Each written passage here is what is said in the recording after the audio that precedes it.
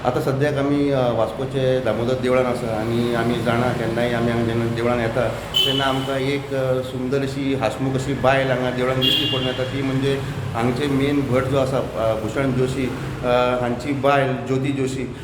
जायते फावट आमी तिका देवळान पळयता केन्ना चडशे सोमारा जेन्ना जायते लोक हांगा आसता देवळान ती हांसून खेळून लोकां कडेन उलयता ती आमी जाणा. पूण तिचें एक दुसरें रूप आमकां आयज जस्ट कळून आयलां म्हणजे ती एक पत्रकारूय आसा, रायटरूय आसा, पोएटूय आसा आनी तिजें खंय आयज एक बरें अचिवमेंट वास्कोक एक सारकें proud moment out of across the country तिजें खंय आयज रिसर्च जें आसा तें पब्लीश जाल्लें आसा.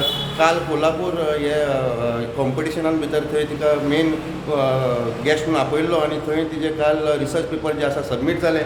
अक्रॉस इंडिया जायत्यो एंट्र्यो आयिल्ल्यो पूण गोंयची एकूच एंट्री थंय सिलेक्ट जाल्ली आसा आनी it is a proud movement for Vascokar कित्याक एक भटाची बायल एक मल्टी टॅलेंटेड पर्सनॅलिटी म्हणजे पोयट रायटर आनी आयज तिजे रिसर्च जे डॉक्युमेंट्स आसा ते आयज खंय तरी पब्लीश जाल्ले आसा. तर दुबई येथे झालेल्या विश्व मराठी कवी संमेलनात गोव्यातून एकच एंट्री सिलेक्ट झालेली होती आणि त्यावेळेला खूप छान संधी चालून आलेली होती. त्या संधीचा आम्ही फायदा घेतलेला होता.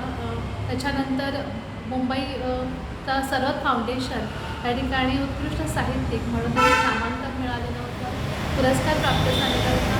त्याच्यानंतर ऋषिकेश येथे झालेल्या राष्ट्रीय चर्चासत्रामध्ये साहित्यमय नदी संस्कृती या विषयावर जो प्रबंध पाठवलेला होता, जो शोधनिबंध पाठवलेला होता, तर त्याचंही या ठिकाणी नियुक्ती झालेली होती. तो पेपरसुद्धा मॅगझिनमधून पब्लिश झालेला होता. त्याच्यानंतरची अजून एक महत्त्वाची घटना म्हणजे परवा झालेल्या भोगावती महाविद्यालय कोल्हापूर या ठिकाणी झालेल्या राष्ट्रीय चर्चासत्रामध्ये पर्यावरणातील साहित्य या विषयावर माझा पेपर परत एकदा सिलेक्ट झालेला होता आणि ही खरं तर माझ्यासाठी तसंच माझ्या कुटुंबियांसाठी अभिमानाची गोष्ट आहे.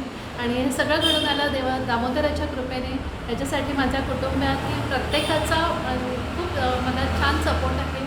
माझे मिस्टर, माझ्या सासूबाई, त्याचप्रमाणे माझी मुलं माझे नेहमी पाठीशी असतात आणि म्हणूनच मी हे सगळं अचीव करू शकले असं मला वाटतं.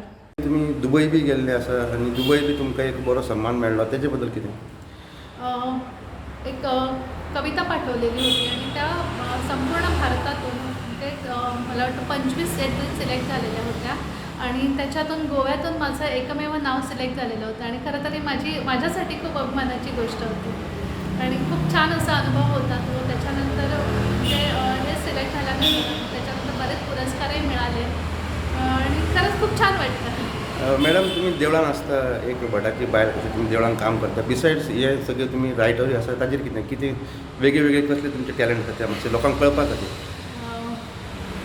खरं तर सगळं घडतं आहे माझ्या आयुष्यामध्ये. ज्या ज्या चांगल्या गोष्टी घडत आहेत त्या दामोदराच्या कृपेने घडतात. माझ्या कुटुंबाचा मला खूप चांगला सपोर्ट आहे, सहयोग आहे त्यांचाही माझ्या या क्षेत्रामध्ये.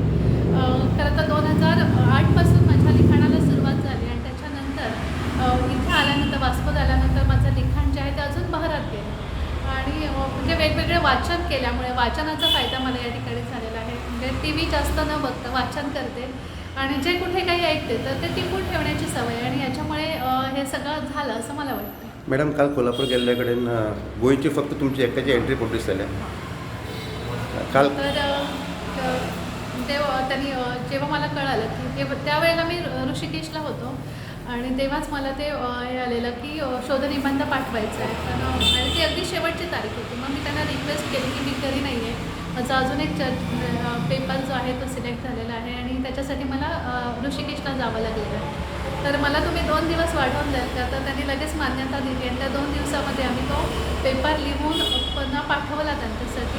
त्यांनी तो सिलेक्ट केला आणि म्हणजे गोव्यातून एकमेव अशी संधी मिळाली मला आणि त्या संधीचं सोनं केलं माझ्या परीने असं मला वाटतं. वास्कोच्या स्टुडंट मिडिया खातीर विक्रम नायक.